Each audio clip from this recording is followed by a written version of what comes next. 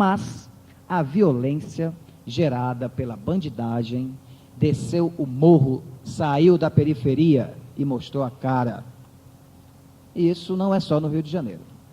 Isso aqui é baseado no Rio de Janeiro, mas a gente sabe que esse tipo de problema acomete todas as cidades do país, do mundo, enfim, é um problema geral. A violência desceu o morro, saiu da periferia e alcançou a classe média. E os ricos, não há mais onde se esconder. Carro blindado, vidro escuro, condomínio fechado, cerca elétrica, câmera de vigilância 24 horas. A sociedade gasta fortunas para se proteger, mas um dia a violência descobre uma brecha e ataca, nos transformando em mais um número das estatísticas. Não é verdade? As quadrilhas, cada vez mais ousadas, exibem o seu poder à luz do dia, decapitando o inimigo, literalmente, tocando fogo no corpo e largando na rua, perto do metrô, para que todos entendam de uma vez por todas quem é que manda no pedaço. Está desse jeito. A minha amiga não quer a guerra no lugar onde ela mora. Ninguém quer. Né? O Estado deveria proteger os cidadãos, mas entra ano e sai ano, entra década e sai década, e isso não acontece. O que sobra ao cidadão? O que é que sobra ao coitado do cidadão? Apenas torcer, veja só, a que ponto chegamos. Apenas torcer para que a quadrilha que manda no seu bairro não seja atacada por outra quadrilha. A coisa chegou a tal ponto que é melhor viver na paz do tráfico do que na guerra do tráfico. Veja só o absurdo. Já que o narcotráfico não vai acabar nunca, melhor se entender com quem realmente manda no pedaço. E esse alguém não é a polícia e nem o governador. E por que diabo as forças de segurança não agem? Nós não pagamos para elas agirem? Por que elas não agem? Chegamos a um segundo nível da questão. A polícia é incapaz de conter a força dos traficantes. Não exatamente porque são muitos e bem armados. Não é exatamente por isso. Mas porque os bandidos possuem conexões com a própria polícia, com as forças armadas, com os políticos, com os juízes, com os governantes. Até mesmo com empresários e até mesmo com igrejas. Como derrotar algo tão poderoso?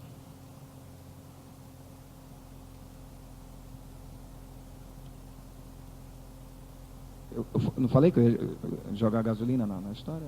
É bom de vez em quando a gente atiçar, né, um pouco o pensamento. Essa foi a primeira crônica publicada, chamada Quem Tem a Droga Tem o Poder. Ela continua... Ela continua numa segunda parte, que eu vou ler agora para vocês, chamada Os Discretos Sócios do Narcotráfico. Os Discretos Sócios do Narcotráfico, onde a gente tenta aprofundar um pouquinho mais, um nível mais, essa questão. Vamos lá? Todo mundo está careca de saber que há policiais que são pagos pelos próprios bandidos, ganhando muito mais do que o seu baixo salário na corporação.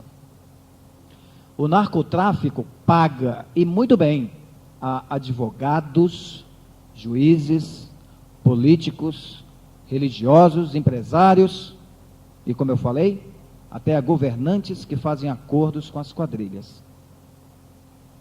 Todos são elos na longa rede do narcotráfico e todos lucram com a ilegalidade da droga. São sócios discretos da bandidagem e para eles o caos social é financeiramente vantajoso. Nada de mudanças, por favor.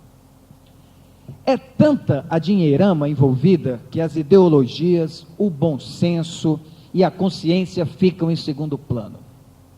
Que se foda o mundo, pensa o sujeito ao fazer as contas de quanto lucrará dando uma mãozinha, só uma mãozinha ao tráfico. Vai todo mundo para o inferno mesmo? Então, o que é que eu vou ficar fazendo sozinho no céu? É a lógica do cidadão. Pois é, todo mundo comprado.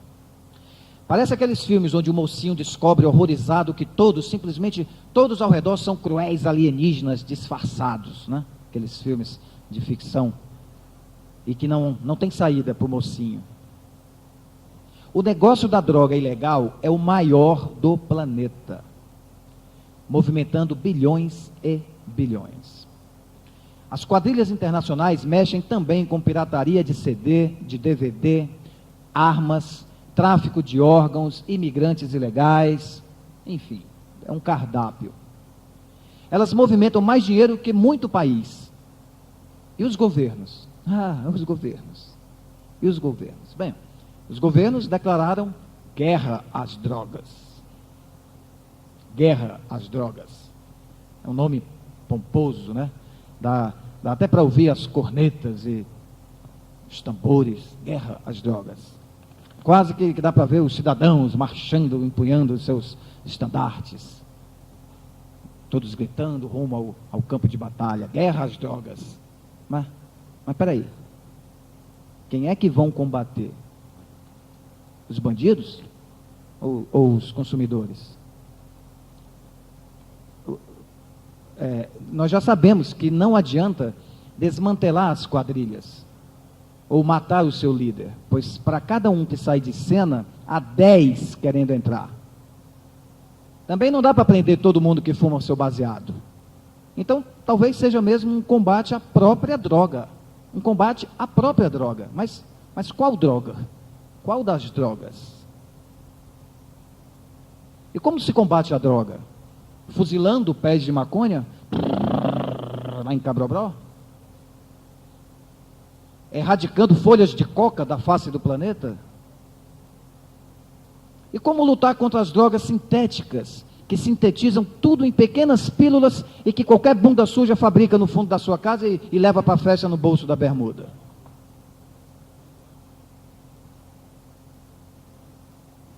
E o cigarro? E o álcool? Por acaso não são drogas também? E comprovadamente, inclusive em estudos da própria ONU, da Organização Mundial da Saúde, mais nocivas do que um baseado? Ok. Não vamos falar disso nesse momento, senão a discussão vai se ramificar mais do que o próprio tráfico. Mas depois a gente fala, porque isso aqui está na crônica, mas depois a gente discute nas perguntas. A questão primordial, então, não é como combater as drogas. A questão é, será mesmo possível combater algo que a própria sociedade deseja?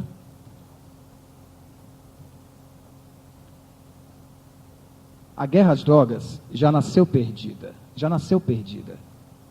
Não sejamos hipócritas. O mundo quer as drogas. O mundo quer as drogas, sempre quis. As sociedades sempre conviveram com as drogas, lícitas ou não, porque precisam delas. Então, se há demanda, sempre vai haver oferta. Chegamos agora a um nível mais aprofundado da questão. Será que não estamos perdendo tempo, dinheiro e vidas tentando exterminar algo que nós mesmos não queremos que morra? Não é um mundo sem drogas o que as pessoas desejam. Até porque na prática seria impossível. E depois seria também injusto, pois há os que fazem uso de drogas, legais ou ilegais, dentro de um limite saudável, sem prejudicar nem a si, nem a outros. O que as pessoas verdadeiramente desejam é um mundo sem violência. Isso sim. Mas as drogas geram violência? Há quem diga. Não, o buraco é mais embaixo. Culpar as drogas pela violência é um julgamento injusto, fruto da histeria coletiva causada por essa tal guerra às drogas. Isso é lógica reducionista, culpar as drogas. É caça às bruxas. O que de fato gera violência não é a droga em si, mas a sua proibição, que automaticamente a liga à criminalidade. Veja o caso da cerveja e do cigarro. A cerveja que o cidadão toma, quando chega ao trabalho, o cigarrinho que você fuma, né? Sua caipirinha lá na boate, causam mais mortes do que as drogas ilícitas. Muito mais. Mas ninguém as relaciona à criminalidade. Por quê? Simplesmente porque são drogas abençoadas pelo mundo legalizado. No entanto, se fossem proibidas, haveria igualmente em torno delas toda uma rede de tráfico, corrupção, violências e crimes. Cientes disso, e de que as pessoas beberão e fumarão, sendo ou não proibido, veja o caso da fracassada lei seca dos Estados Unidos nos anos 30, o que fazem os governos? Assumem a responsabilidade, fiscalizando produção e venda, e cobrando impostos que são aplicados para manter controle sobre a qualidade. Fazem pesquisas e campanhas educacionais com o dinheiro arrecadado. Obtêm estatísticas e tratam dos males causados pelo mau uso. Melhor ter o controle de algo tão delicado e perigoso do que deixá-lo nas mãos de bandidos. A guerra às drogas é de uma ingenuidade risível. Os sócios do narcotráfico sabem disso. Gasta-se uma fortuna diária para manter a droga proibida e, no entanto, ela está aí para quem quiser. Quem quiser, na hora que quiser. E diariamente somos violentados pelos que têm a droga e realmente mandam no pedaço.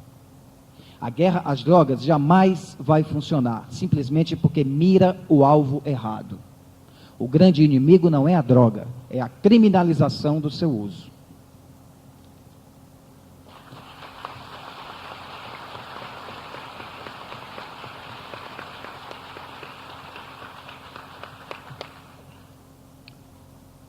Eu ainda tenho um pouco de tempo, então vai dar para ler a última crônica. Se der, eu comento um pouco, senão a gente já passa para as perguntas, né?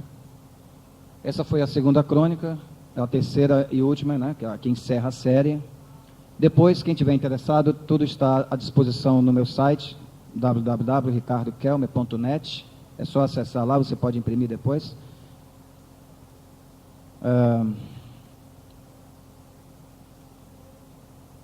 Guerra às drogas, não. Antiproibicionismo, sim. No inferno diário de péssimas notícias mantido pelo narcotráfico, há pelo menos uma a soprar uma brisa de esperança. E essa brisa de esperança chama-se movimento antiproibicionista. Ele cresce em todo o mundo e dá seus primeiros passos organizados no Brasil. Ele prega a descriminalização de plantas e a regulamentação do seu comércio. E não admite que o Estado tenha o direito de decidir o que você deve ou não fazer ao seu corpo ou à sua mente. Se você já entendeu que enquanto há proibição, não há saída para o caos social, você é um antiproibicionista. Bem-vindo ao time. É um tema espinhoso e polêmico. Difícil tocar nele, pois é complexo demais, envolve tantas questões e pontos de vista diferentes, faz as pessoas se levantarem antes do final e ir embora do teatro. E principalmente envolve desinformação, preconceito e medo. Mas está ocorrendo algo curioso. A violência causada pelo comércio da droga ilegal alcançou níveis tão insuportáveis que a sociedade está sendo forçada pela primeira vez a encarar o problema, sem hipocrisia. Não dá mais para varrer a sujeira e o sangue para baixo do tapete. O tapete do mundo já está vermelho. A busca por estados especiais de consciência através do álcool, dos gases naturais, das plantas e técnicas meditativas, seja em contextos terapêuticos, religiosos ou recreativos, sempre fez parte de todas as sociedades.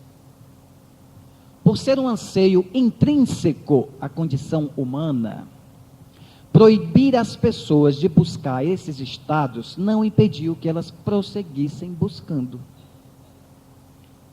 Aliás, o que se vê hoje é o aumento generalizado dessa busca, do qual o tráfico se aproveita e muito bem, se fortalecendo cada vez mais, se infiltrando nos governos e corrompendo quem surge à sua frente, desde policiais e advogados, a políticos, juízes e religiosos, tomando o poder do Estado e fazendo as suas próprias leis, e destruindo as sociedades, causando violência e terror. Não adianta dizer aos usuários de drogas ilegais que eles alimentam o tráfico. É um argumento ingênuo, pois significa culpar a natureza humana e sua busca natural por estados especiais de consciência. Se sempre haverá procura, sempre haverá quem forneça. Assim, se o Estado não assume as responsabilidades relativas à questão, alguém o fará. E se o Estado proíbe a busca natural das pessoas, obrigatoriamente descamba para o submundo da clandestinidade, empurrando o cidadão pacífico e trabalhador, chefe de família, para a criminalidade e para a violência. Quem luta pela não proibição, compra briga não com a sociedade, mas com o próprio tráfico, que é o maior interessado na proibição, e sabe que deve mantê-la para manter o seu poder. O tráfico sabe que as pessoas não pararão de buscar as drogas. Ele sabe também que o Estado, comprometido com a hipocrisia e com o preconceito, evita sujar as mãos com a questão. O tráfico sabe mais que ninguém que o dinheiro compra tudo, inclusive o silêncio que mantém tudo como está e que faz com que a gente não discuta a questão. O dinheiro do tráfico financia o medo de se tocar no assunto.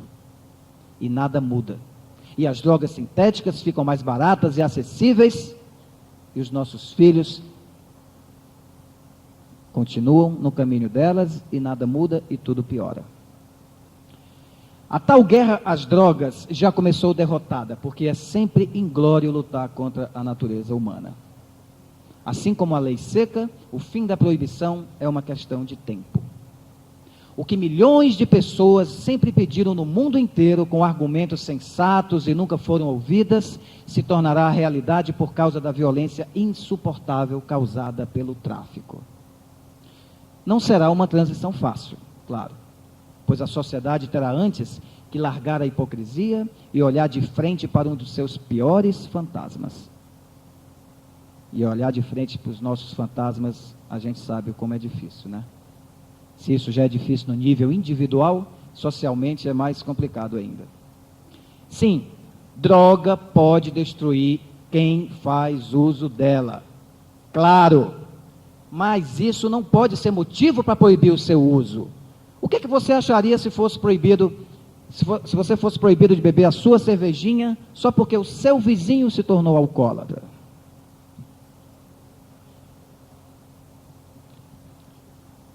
Quem tem a droga tem o poder.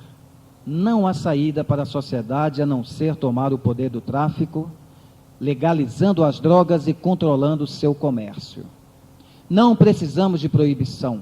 Precisamos é educar os nossos filhos e prepará-los para um mundo onde sempre haverá droga. Não precisamos de uma polícia da mente, mas de democracia, direitos humanos e liberdades individuais. Precisamos de uma sociedade mais justa, com emprego para todos e não de tráfico, e muito menos de guerra às drogas. Precisamos é de amor ao planeta e à humanidade. Precisamos é de paz.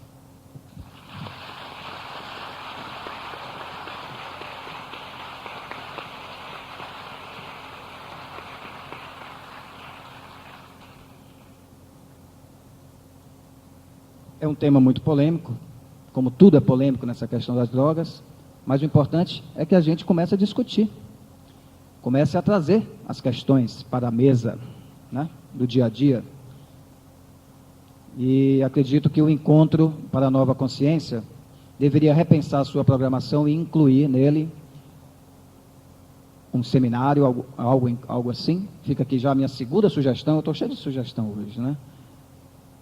Para nós debatermos e discutirmos essa questão tão urgente. Se nós falamos de cultura de paz, temos que falar da questão das drogas e da violência causada pela ilegalidade da droga hoje no mundo. Não tem mais como fugir do assunto. Depois de terminarmos aqui, eu trouxe alguns textos, quem quiser eu posso distribuir. E trouxe também um folder da Psicotrópicos. A Psicotrópicos é uma organização não governamental ligada ao movimento antiproibicionista internacional e com sede lá no Rio de Janeiro, da qual eu faço parte, e você pode conhecer o trabalho da Psicotrópicos pelo seu site www.psicotrópicos.org www.psicotrópicos.org. Qualquer dúvida, tem o folder aqui, não tenho muitos, mas a gente vê o que é que a gente pode fazer. Bom, então, nós temos 30 minutos, por favor, quem tem alguma dúvida, alguma pergunta, gostaria que se apresentasse, né, o seu nome, e direcionasse a pergunta para um dos membros da mesa, ou para todos, e lembrando sempre que tem que ser resumido, para que mais pessoas possam ter oportunidade também de expor o seu pensamento. Vamos lá? Auditório, boa tarde. E aos visitantes também, não tem procuração do auditório, mas Campina Grande, no meu nome, saúde a todos vocês de fora. Cumprimento também a mesa redonda, como também os meus cumprimentos e meu abraço. Meu nome é Geovágoras, não tenho comunicação de formatura, nem vou para jornalismo. Currículo de formatura 0, porém escolar 2º grau.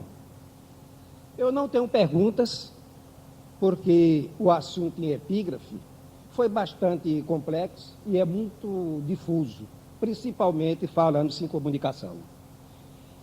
Então, o que eu notei, de cabisbaixo ouvindo os senhores, notei bem que vocês falavam sempre na cultura da paz.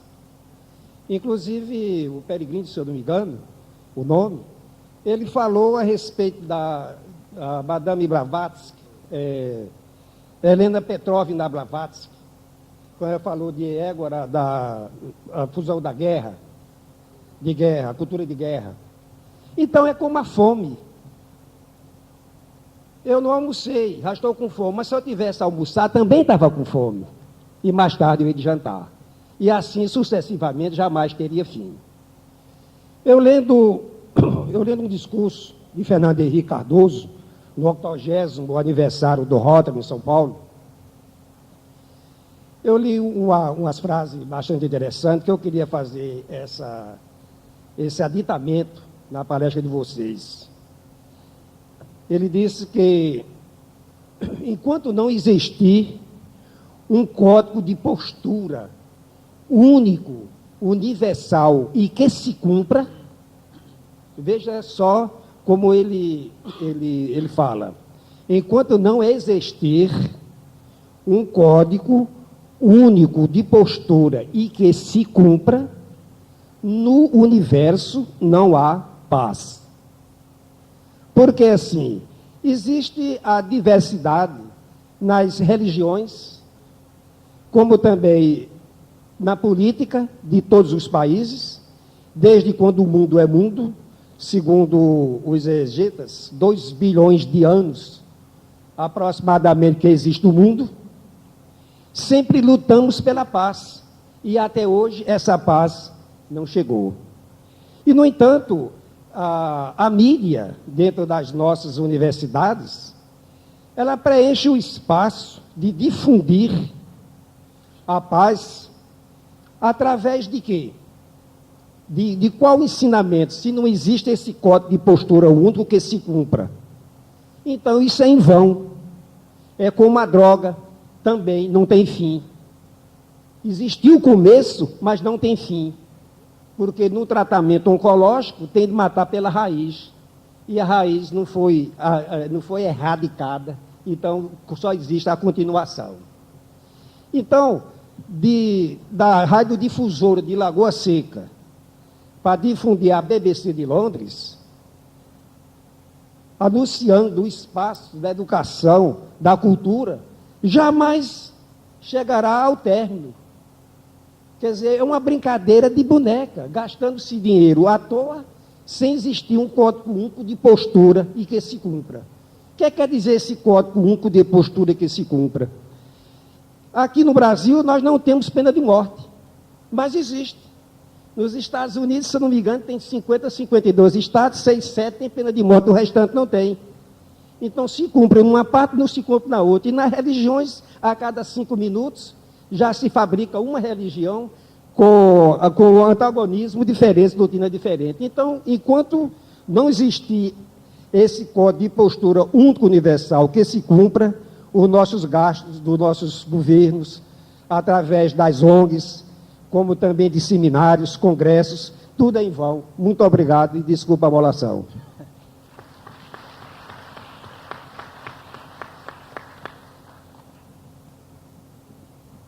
Um abraço a todos. É um grande prazer compartilhar com vocês essa programação desse evento maravilhoso. Eu gostaria de dirigir uma questão. Teu nome, por favor? César. César. Eu sou professor do curso de comunicação, já passei aqui pela UEPB e atualmente eu estou numa faculdade privada em João Pessoa. Eu gostaria de lançar uma questão especificamente para o professor Custódio, mas se os demais membros da mesa quiserem intervir, ok. Recentemente a gente teve em João Pessoa um episódio marcante, pelo menos para mim, e eu percebi que também para toda a sociedade pessoense isso foi muito forte, e para Paraíba como um todo, né? Foi o suicídio registrado, né, em tempo real pelas TVs, pelos jornais, por toda a mídia paraibana, que teve uma grande repercussão lá no Hospital Universitário de João Pessoa. E aquilo foi chocante para mim, né? Eu estava fazendo uma feira, não estava sabendo direito as coisas, e vieram à tona as imagens, e numa recente discussão com alguns colegas, eu cheguei até a afirmar que, diante daquela situação, tinha, em certos momentos, a ideia de que a mídia estava torcendo para que aquela figura humana que estava em completo desespero pulasse do terceiro andar do Hospital Universitário lá de João Pessoa. Eu queria lançar esse evento, esse fato, né, que foi muito marcante, para uma discussão, né, embora tenha sido um episódio muito triste, mas eu acho que merece uma reflexão de nossa parte.